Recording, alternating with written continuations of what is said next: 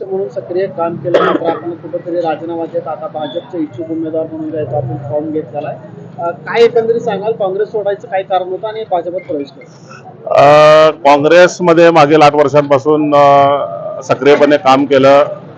आमचे आदरणीय नेते माननीय सुशीलकुमारजी शिंदे आणि आमच्या मार्गदर्शिका आदरणीय प्रणिताई शिंदे यांच्या नेतृत्वाखाली आणि शहराध्यक्ष चेतनभाऊ नरोटे यांच्यासोबत मागील 8 वर्षांपासून अतिशय जोरात काम केलं.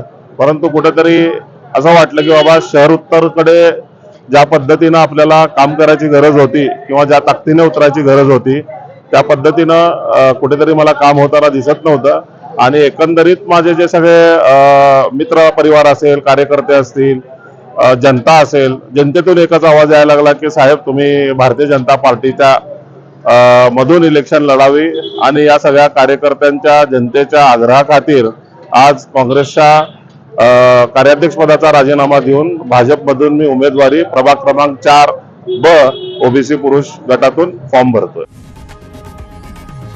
लोकशाही मराठी ऐका, पहा, जागरूक रहा.